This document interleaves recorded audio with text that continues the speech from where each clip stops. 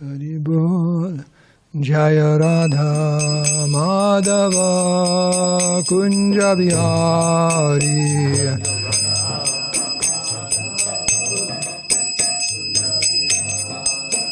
Jaya Radha Madhava Kunja Bihari. Madhava Kunja Bihari. Gopi Jana Vallabha Girivardhari.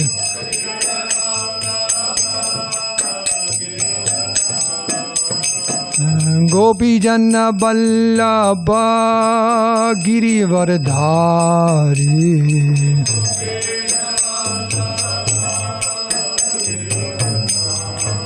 Jasura Nandana Braja Jana Ranjano. Jasura Nandana Braja Jana Ranjana. Nanda Braja Jana Ranjana. Jamuna Tira Banachari. Jamuna Tira Vanachari. Jaya Radha Madhava Kunja Bihari.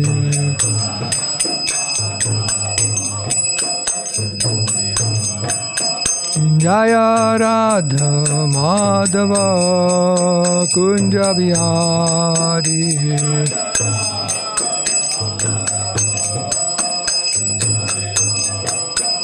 Jayo Radha Madhava Kunja Bihari.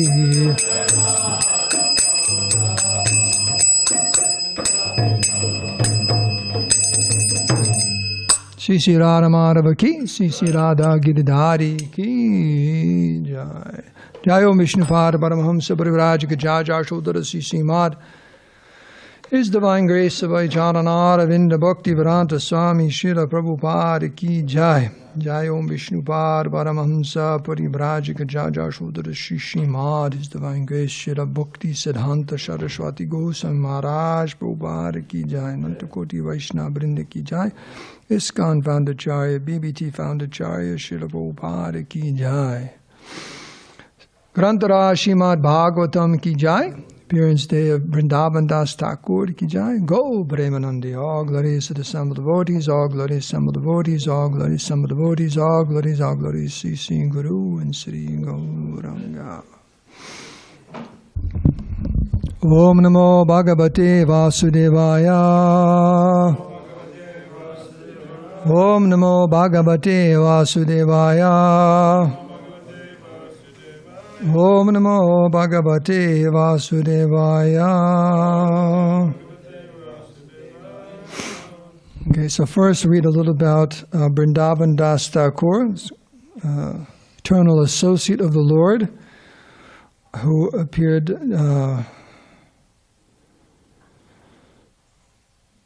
right around the time of Chaitanya Mahaprabhu.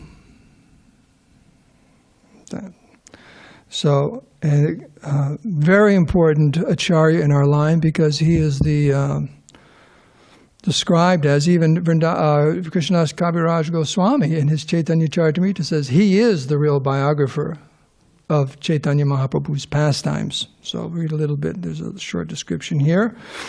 And it says, the mother of Srila Vrindavan Das Thakur was Sri Narayani Devi, the niece of Srivas Pandit. In his Sri Chaitanya Bhagavat, Vrindavan Das has described how his mother attained the affectionate fervor of Sri Gaura Sundar. Quote, Narayani Devi received the entire remnants of Mahaprabhu's meal. Though she was only an insensible child, he bestowed his mercy on her in this way. So she was always getting the prasadam of Chaitanya Mahaprabhu. And it's described elsewhere that she was 4 years old when, at that pastime of the Mahapakash. And she was there, and Chaitanya Mahaprabhu bestowed such mercy on her, she became ecstatic with love of God. 4-year-old child. Imagine what that scene was? Just like, She was in ecstasy. He was so kind to her, so she became ecstatic in love of Godhead at 4 years old in that gathering.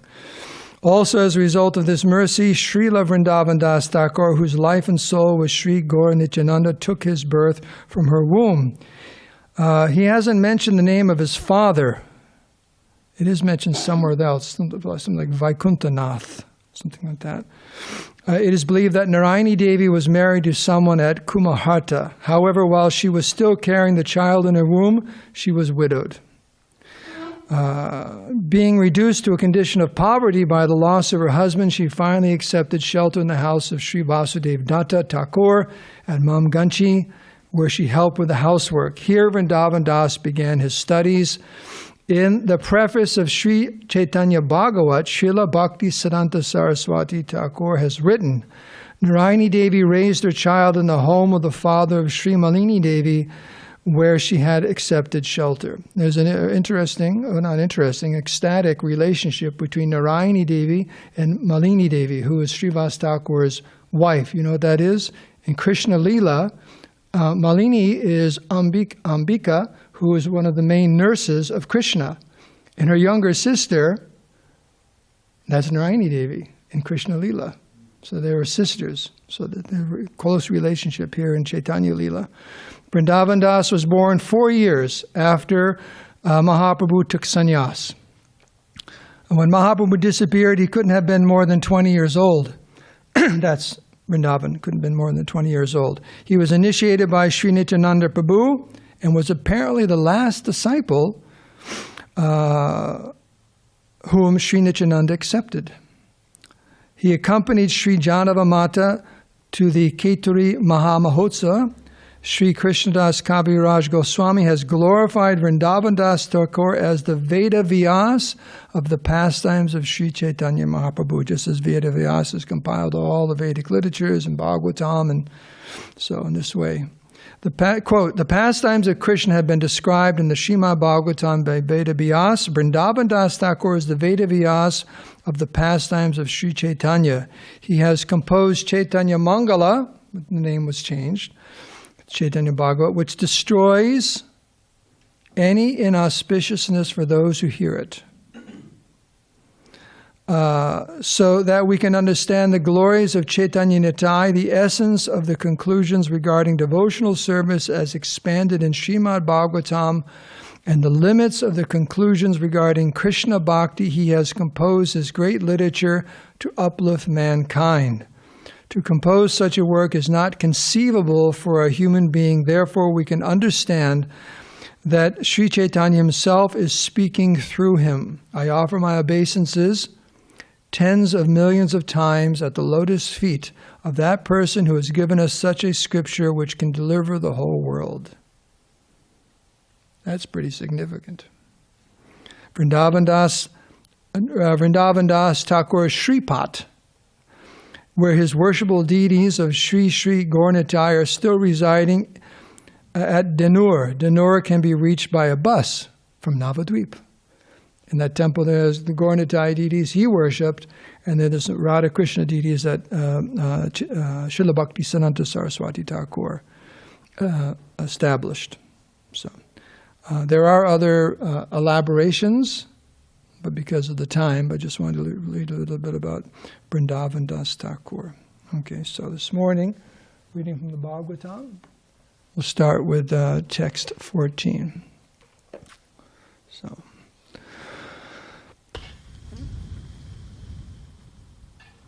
Tasmat Akirti Yashashor Jaya Paja Yayor Api Sama Syat Sukha Dukhabhyam Mrichu Jivatayos Tata Tasmarakirti Yashashor Jaya Pajaya Yorapi Samasyat Sukha Dukhabhyam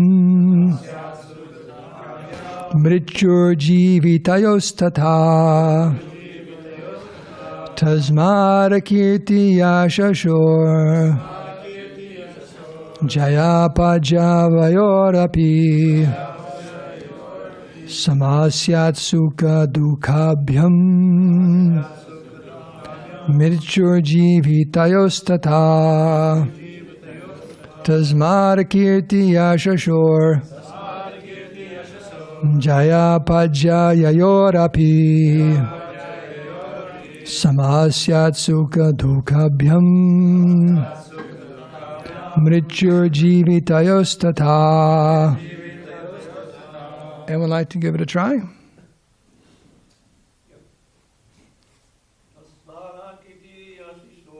Tasmad Kirti Yashashor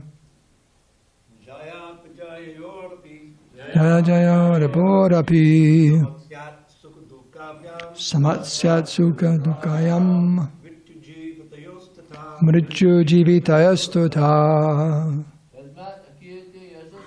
Tasmad Kirti Yashashor Jaya Pajavayorapi Samasyat Sukha Dukhabhyam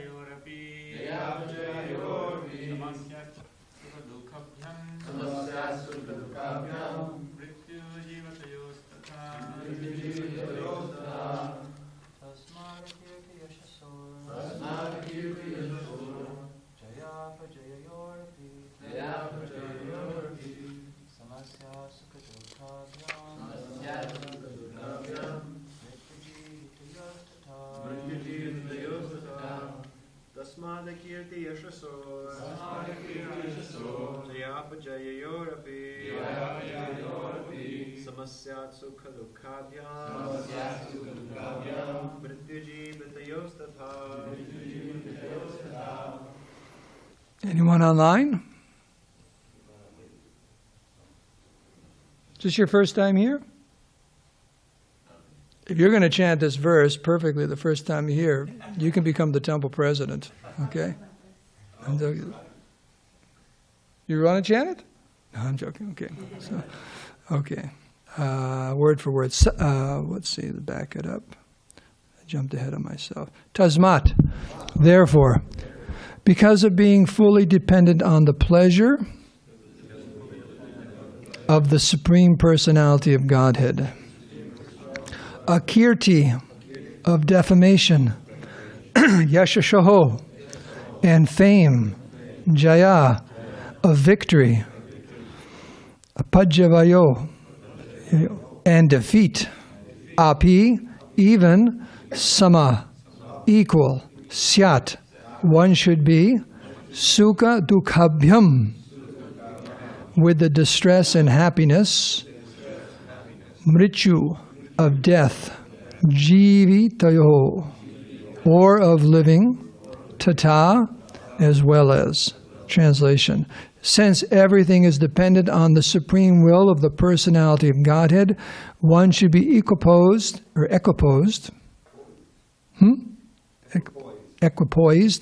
in fame and defamation, victory and defeat, life and death. In their effects, represented as happiness and distress, one should maintain oneself in equilibrium without anxiety. Text 15. Sattvam rajas tama iti prakritir nat manoganaha tatra sakshinam atmanam yo veda nasa bhadyate. One who knows that the three qualities, goodness, passion, and ignorance, are not qualities of the soul, but qualities of material nature, and who knows that the pure soul is simply an observer of the actions and reactions of these qualities, should be understood to be a liberated person. He is not bound by these qualities. Purport by Srila Prabhupada. As the Lord explains in Bhagavad Gita, 18th chapter, 54th verse, Brahma bhuta prasanatma nasochite nakangshate samaksarveshu bhuteshu mad bhaktim labhate param. One who is transcendently situated at once realizes the Supreme Brahman, and he becomes fully joyful. He never laments or desires to have anything. He is equally disposed to every living entity. In that state he attains pure devotional service unto me. Unquote. When one attains self-realization, the Brahma-Bhuta stage, one knows that whatever happens during his life is due to the contamination of the modes of material nature. The living being, the pure soul, has nothing to do with these modes. In the midst of the hurricane of the material world, everything changes very quickly. But if one remains silent and simply observes the actions and reactions of the hurricane, he is understood to be liberated. The real qualification of the liberated soul is that he remains Krishna conscious, undisturbed by the actions and reactions of the material energy. Such a liberated person is always jubilant. He never laments or aspires for anything. Since everything is supplied by the Supreme Lord, the living entity fully dependent on him should not protest or accept anything in terms of his personal sense gratification. Rather, he should receive everything as the mercy of the Lord and remain steady in all circumstances. Om Agyanti Mirandasya Gyananjana Salakaya Chakshul Unminitam Taismai Sri Gurave Namaha Shri Chaitanya Manobhistam Stapitam Nena Bhutale Swayam Rupa Kadamayam Dadati Svapadandikam Sri Krishna Chaitanya Prabhu Nityananda Shri Advaita Gadadhar Shivasati Gaur Bhaktivedanta Hare Krishna Krishna Krishna Hare Hare Hare Rama Rama Rama Hare Hare Vanchakapatarupascha Kripa Sindhu Bevacha Patidanam Bhavanebhyo Vaishnavebhyo Namo Namaha. So by your good wishes, try to say a few things. Could you open the door a little bit? Por favor. Thank you. So Britasura is about ready to die. And sometimes it's brought up, excuse me, that people need water every once in a while. Okay. This needs to be filled a little lower. Because you get sloppy people like me who'll pour water all over themselves. I know it's entertaining, but it's embarrassing for me. Okay. Dying people and what they have to say. The Ramayan, Lord Ramachandra brings this up to Bibhishan. Ravan is lying there on the battlefield. He just had his heart, was it Satsuma said in an old article, split asunder, something like that, by the Brahmastra. And he's on the battlefield, ready to die, and Lord Ramachandra said, Bibhishan, you go. Because dying people, sometimes they have something very good to say, you know. And he actually had, there's a whole section there of all the different kinds of things, just like Lord, of course, another one is Bhishma Dev, lying on the bed of arrows. But Ravana, one of the things he said, he lamented, was that he was given the ability to turn salt water into fresh water. He never taught anyone. But one of the main things he said, he learned that if there's something in life that's auspicious, you should do it immediately. And if there's something inauspicious or really bad, don't do it. Put it off.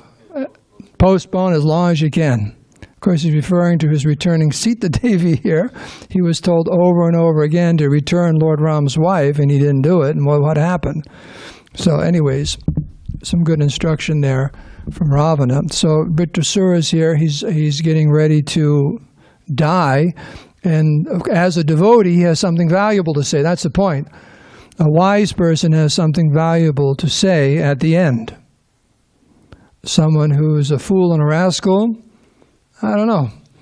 Maybe they'll come around, or who knows what they'll say.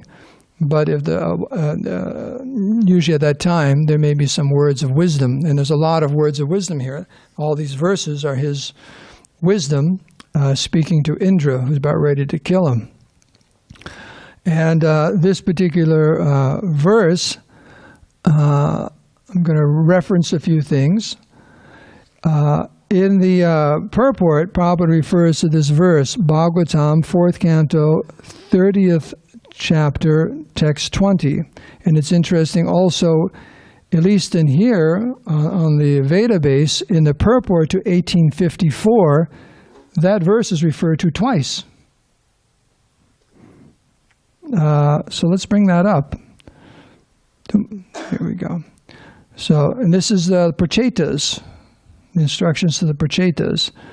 In this verse is as follows: always engaging the activities of devotional service, devotees feel ever increasingly fresh and new in all their activities. Prabhupada is using the word jubilant in the purport we just read.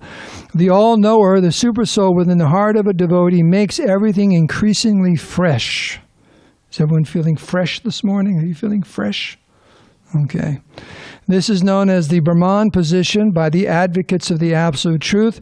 In such a liberated stage, Brahma Bhuta, one is never bewildered, nor does one lament or become unnecessarily jubilant. This is due to the Brahma Bhuta situation. And if I can, I'd like to read a little bit of the purport, because Prabhupada really very good here. The one that was, it's a four, I can't see this. It's one that's something, verse 24, something 20. 4:30:20, excuse me, 4:30:20. A devotee is inspired by the supersoul within the heart to advance in devotional service in a variety of ways. Do you ever wonder where that inspiration comes from? It's coming from supersoul in the heart. The devotee does not feel hackneyed or stereotyped, nor does he feel that he is in a stagnant position. In the material world, if one engages in chanting a material name, he will feel tired after chanting a few times. What was the example Prabhupada gave? A popular soft drink? Coca. Prabhupada said, you can chant Coca-Cola, Coca-Cola all you want, but when you get tired, you can come and chant Hare Krishna with us. So it's not that it's just some mindless chanting. There's something that Krishna, Bina Tvam Nami Nami No. So, however, one can chant the Hare Krishna mantra all day and night and never feel tired.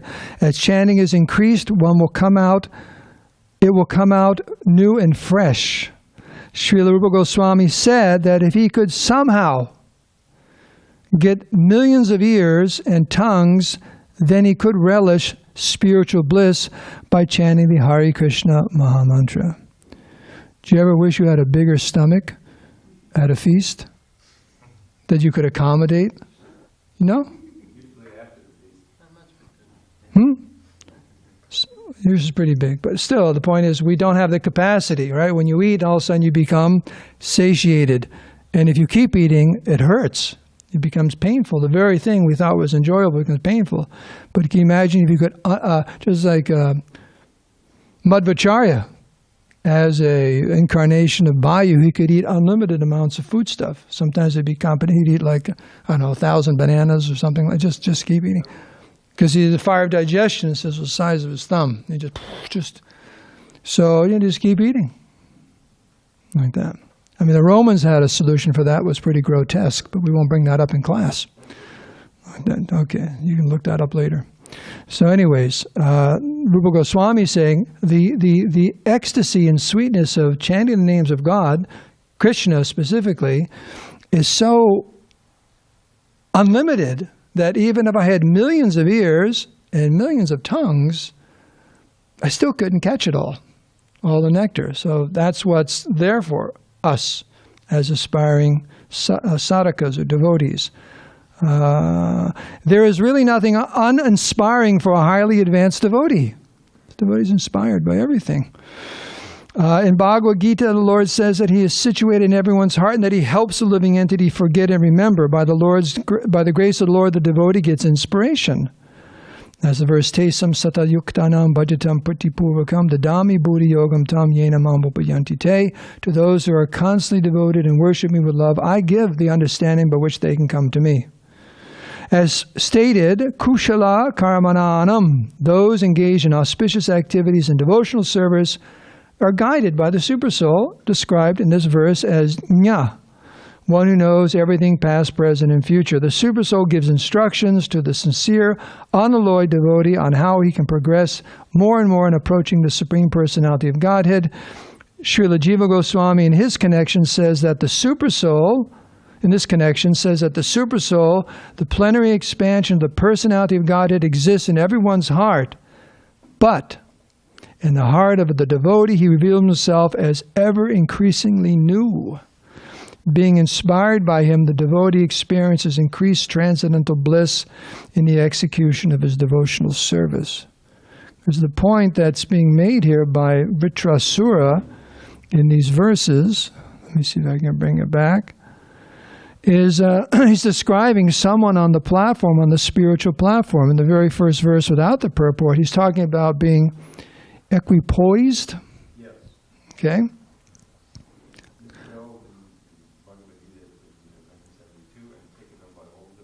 As equipoised, that fame and defamation, the dualities of this world. No one likes to get defamed. Has anyone here ever been defamed? Raise your hand if you've been defamed. Someone criticized you and... It's interesting, I was doing a puja yesterday at a very, very posh house. Actually, it was a mansion. And you ever hear of Banker Hill here? Banker Hill. It's, you know, Banker Hill, you know, San Diego, Banker's Hill. It's up there near Hillcrest, but it's kind of on the edge overlooking downtown. 100 years ago, all the well-to-do bankers and people in San Diego built these mansions up there. That's why it's called Banker's Hill. And they're not houses. They are little mini mansions. They've been around for about 100 years. So this nice family moved in. They called me to a puja. And the wife, Priya, she was telling me that she was working for quite some time as an attorney for she didn't give me the name, the biggest real estate investment company in San Diego. Now you can imagine how well-to-do that company must be. She was there for quite some time. And I asked her about, isn't it pretty standard, all the contracts and everything, you know, real estate and so on. She goes, no, you got to read every single word. She said, because that business is cutthroat.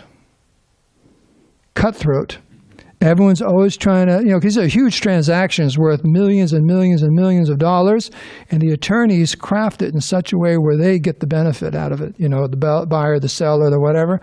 She said it's cutthroat. It's just so cutthroat. And she actually stepped down from her position because the office was so toxic. You know, there's some nice people and this and that, but they had some people, because many times the pursuit for wealth brings with it a lot of bad qualities in people, right? Kam, Krodh, Lobh. Yeah, Kam, Krodh, Lobh. Krishna says there's three, right? Kam, Krodh, and Lobh. Lust, anger, and greed. They just start swelling in the heart. So she said she had to pull out. You know, she said she felt herself starting to act like that. So she said, this is it. I got to get out of here. So, you know, it's not that the pursuit of wealth is the source of all happiness and joy. So people get defamed. People become famous. There's victory. There's defeat. Life and death. But a transcendentalist learns how to become Samaduka Sukadiram, Krishna says in Bhagavad Gita, even in all these things. And it's not just what is that called? When you want to become just like a tree?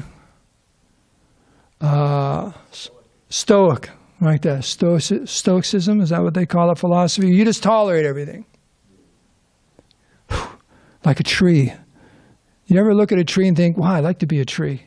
Just stand there and, well, as tolerant as a tree, but not a tree. If I told you, again, become a tree, what would you do? Again, yeah. It's like, no, like that. There was someone who's, okay, I saw this. There's a famous piece of art in Italy.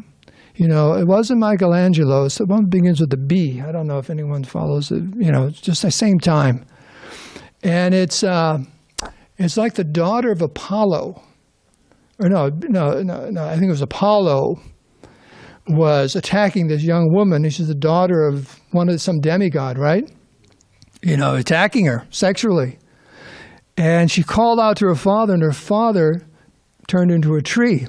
So the statue, as she's like this, Apollo's grabbing her, and all of a sudden she's gradually turning into a tree. Unbelievable statue.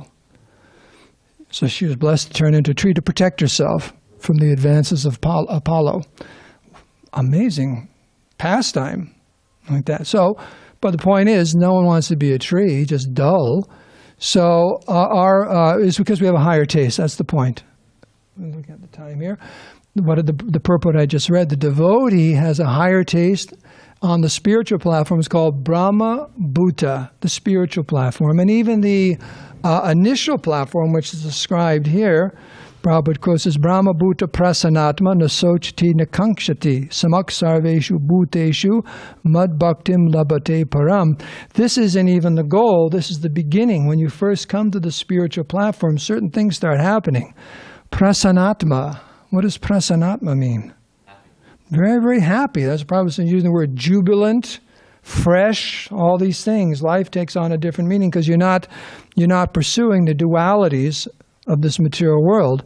Nasochati, nakankshati. You don't lament or desire for anything of this world. Right? And there's a verse in the Bible about your treasures are in heaven, right? Here's our biblical scholar here. Our treasures are in heaven, or on the spiritual platform. And samak sarveshu bhuteshu, one is equal towards all living entities. All living entities. And I was just reading, did you read that article? It just came out in Hare Krishna, the news. Satyaraj wrote an article. He was just doing some type of a, what do you call it, multi-religious kind of a seminar, or a meeting, symposium, and a Christian gentleman came up to him and asked about meat eating. And he said, well, even in the Bible it says, thou shalt not kill. And the person, no, that means thou shalt not murder. The whole line about murder or kill only means human beings, doesn't mean anyone else. And then he wrote this whole article about going through the history of that word and what the Jewish writers say, and early Christian writers, this and that and everything, and what's become popular. The word murder's become popular because they want to be able to kill all kinds of going through all these different things. But at the very end, he goes, putting all that aside, anyone has a little compassion. Any spiritual-minded person is compassionate to every living entity. They don't want to see anyone or anything suffer. So why are you, haggling or arguing about some word in some book? Anyone, anywhere in the world who's spiritually evolved doesn't like to see any living entity suffer. That's just a natural symptom of a sadhu. So samak sarveshu bhuteshu. And that's one type of that equality. The other equality is that we're always going to find some people who really like us and some people who don't like us at all, right? That's just the nature of this material world. But a devotee is samak sarveshu bhuteshu, equal to all living entities. And what does that mean? It means you treat them in a Krishna conscious way. You do whatever is best for their Krishna consciousness, like that. So let's keep going because we have just a minute or two. And then the point here is mad bhaktim labate param. At that point, Krishna says, one can attain pure devotional service unto me. So it's like the threshold to devotional service is this Brahma Bhuta platform. And that's what Vitrasura is on, and he's talking about here, that how to see the hurricane. I've never seen that before. Prabhupada says the material nature in the midst of the hurricane of the material world. It's like a hurricane. It's a crazy place sometimes, isn't it? Just like, woo, it's a hurricane. Anyone here been in a hurricane? Yeah. You been in one? Yeah, like that. I don't remember the one I was in. I was too young. I was in Florida, like that. Long Island. Yeah, so hurricanes, tornadoes, they just come and just like, whoosh, gone. So the material world's like that. Everything's moving, Prabhupada says here. Everything changes very quickly, within a moment. All of a sudden, it seems things are going on very slowly. Chaitanya Charan gives a nice example in his writing that a movie, let's say there's a really good movie, Hey, have you seen that movie yet? And I start telling you the end. What do you say? Don't spoil it. Don't tell me the end. Don't tell me the end. Don't tell me the end. So we're all in a movie, and that movie is that death is coming, right? It's coming. Death is coming. Oh, just come on. Go with me for a second. Let me get this out here. Okay, I know you're feeling kind of ruin your day here. But he says the reason we can get along in life is because the movie has slowed down. And we forget the ending. That's why. It's slowed down. Like, oh, today, tomorrow. Now, if you speed it up, but it's slowed down. It's like slow motion. And we forget what's ultimately coming, how the movie's going to end. We forget completely because it's all slowed down. But at a certain point, it does end. And like I say, quickly. Everything changes quickly.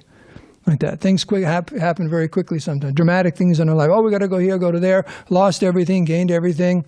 It's happiness and distress. How do you like these people who, win the lottery? $100 million.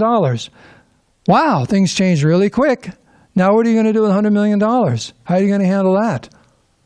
It's a lot of stress, actually. Or someone passes away, or you pass away. Right? One moment you're here, 1 minute you're not. And you got to go to another body and start all over again. So this hurricane of material nature, is moving. The devotee is above it. Krishna gives the example in the Bhagavad Gita, 5th chapter, about a particular type of flower. The lotus flower. It's growing in the water, but it is above the water. So we have to come to that platform. That's what Vitrasura is saying here. He's on that platform. Indra is not. That's why Indra is so vested in winning this battle, because he's so very much attached to his heavenly kingdom. But Vitrasura is ready to go back to Godhead. Take me, he says. Go ahead, kill me. Here's your weapon back. Go ahead, kill me. I'm going back to Godhead. So, it's 8:32. Let's end with one verse, okay? I'll just read the translation, because I wanted to. This is the famous verses from the 6th chapter of the Bhagavad Gita, because there's so many descriptions of devotees or transcendentalists. And this is 6th chapter, text 20 through 23. I'll read just the translation and end with this. So this is the state, because they're talking the verse about the stage of perfection. What does it mean to be perfect in spiritual consciousness? So here it is. In the stage of perfection called trance or samadhi, one's mind is completely restrained from material mental activities by the practice of yoga. This perfection is characterized by one's ability to see the self, and that's with a capital S, by the pure mind and to relish and rejoice in the self. In that joyous state, one is situated in boundless transcendental happiness. Sometimes we think we're in boundless happiness, but it kind of peters out. Right? It wasn't boundless as far as time is concerned. So, realized through transcendental senses. So actually you have to have, your senses have to be completely purified to experience spiritual bliss. These senses can't handle it. They can't experience it. That's Atak Krishna Namadi verse. Established thus, one never departs from the truth, and upon gaining this, he thinks there is no greater gain. Being situated in such a position, one is never shaken, even in the midst of the greatest difficulty. This indeed is actual freedom from all miseries arising from material contact. It's a wonderful set of verses in the Gita. So we can end here, open it up for questions or comments. Please.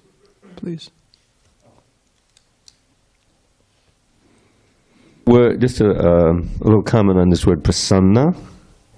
It certainly means joyful, but it has other meanings too, which pertain. And it means very lucid, pellucid, very, very clear mind, free of turbulence, very calm. That's all part of prasanna. So it's good to broaden the understanding, because that's part of what the Brahma Bhuta platform is, completely at peace. Hare Krishna. Is the Brahma Bhuta platform Brahman realization? Is that the equivalent? It's there, yes, because you're understanding your spiritual nature. Brahma Bhuta, yes. Is it beyond that level? Or is that the effective functioning of that level? Well, the point is, it's the beginning of spiritual realization is understanding or realizing your spiritual nature. Then you, like this verse, you progress past that. In other words, we just don't stop at feeling joyful, being free from happiness and just lamenting and hankering, or being equal to all living entities. That's not the end of Krishna consciousness. There's still 2 more levels. Well, there's a lot more. That's just, that gets you into the game. Okay, that gets you into the game. You know, but it's just showing how amazing, just the very beginning of Krishna consciousness is so amazing. These are all symptoms of a devotee. Like that. So what's being described here, Brahma Bhuta Prasanat, the Brahma Bhuta stage, you come to that stage, you know. And it's not that you get that, you have no realization of Krishna. It's just as you're gradually advancing in your Krishna consciousness, these are symptoms that start, that are symptomatic of a person's advancement in Krishna consciousness. These qualities, you see it in a devotee. A devotee should be happy all the time. Prabhupada said in one purport, if you're not happy all the time, you're not Krishna conscious. Like that. Isn't there some kids' song like that? If you're happy all the time, right? Yeah, there is. I got a grandson. They start singing, hey, clap your hands. So if you're happy all the time, Hari Bo. So you should be happy all the time. And it's not the fool, the happiness of a fool. Oh, I'm happy all the time. Well, this party. It's not like that. Like Prabhu was saying, Dravida Prabhu, that prasana, it's clarity of mind and realization.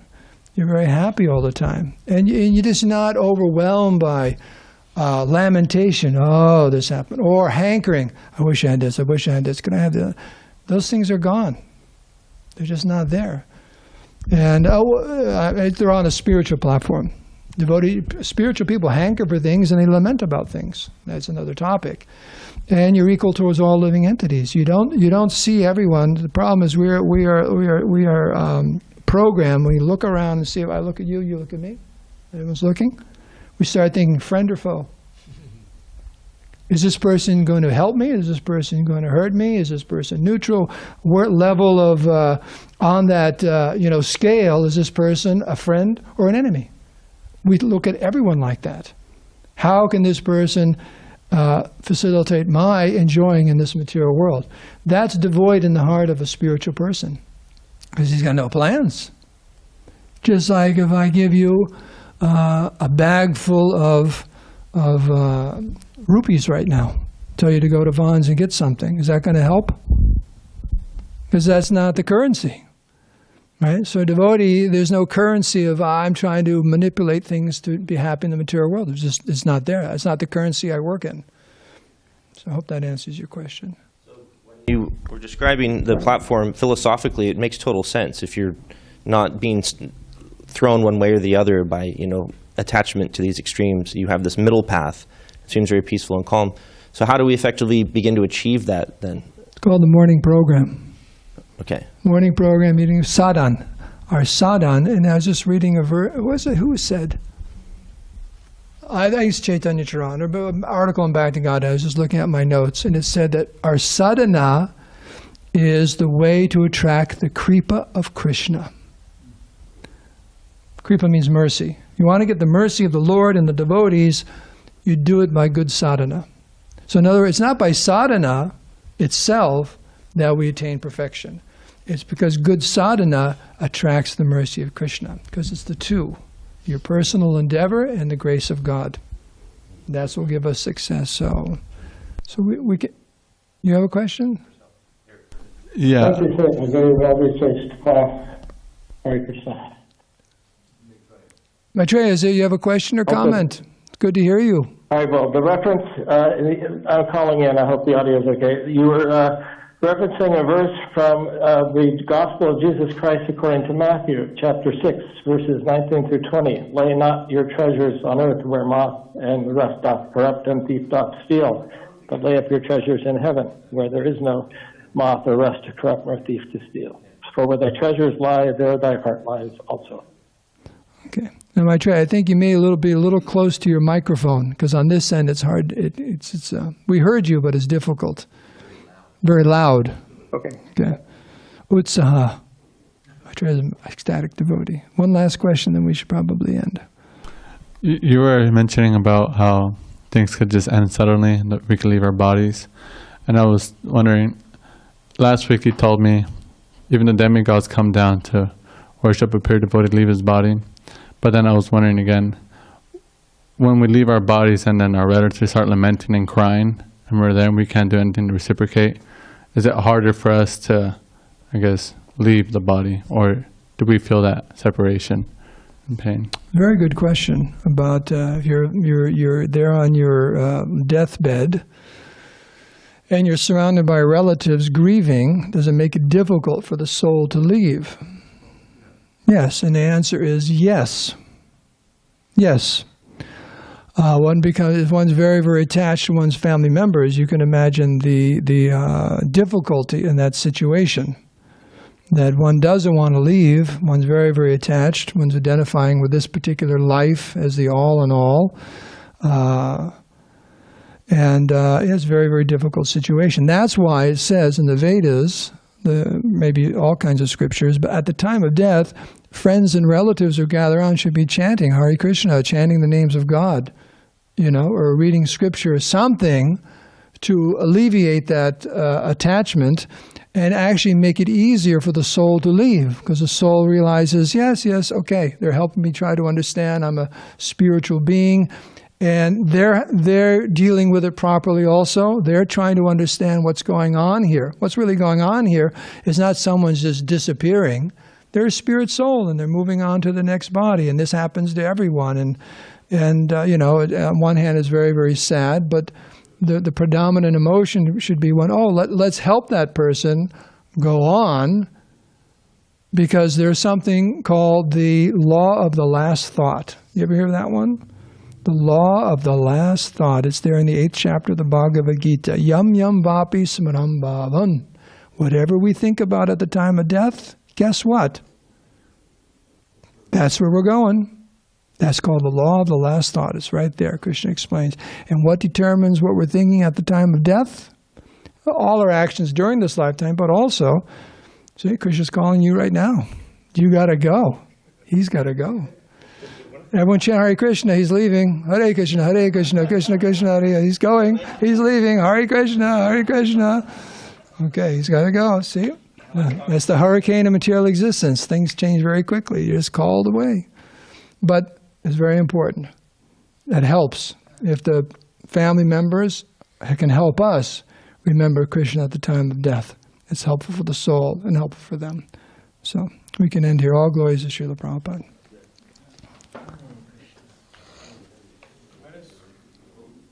That's why you burn the body also.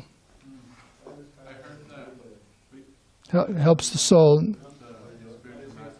Because they're on the spiritual platform. There's respect for the body's spiritualized. But also if the soul is still hovering, if the body's cremated, there's nothing there. I gotta go.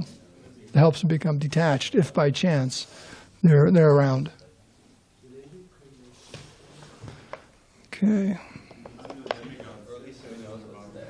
Demigods, I heard one reference that the demigods, there's a saying in the Vedas that no one dies in the heavenly planets. What it is when time of death comes, they start falling. They fall out of the heavenly planets, and on their way down, that's when they die. And actually, many of them, their bodies are eaten by yakshas on the way down. And they start crying, and those tears contain the soul, and that falls to earth and becomes a plant, and then starts again. So actually, they don't die there. They fall. And as they're falling,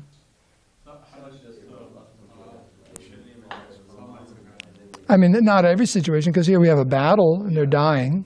They're dying, and so on. But, of course, I don't know where that battle is. It may be in between the heavenly realms and other realms, but we have been there many times, and we've had to leave. Like that. I want to ask her if she wants to come breakfast, or or something to go.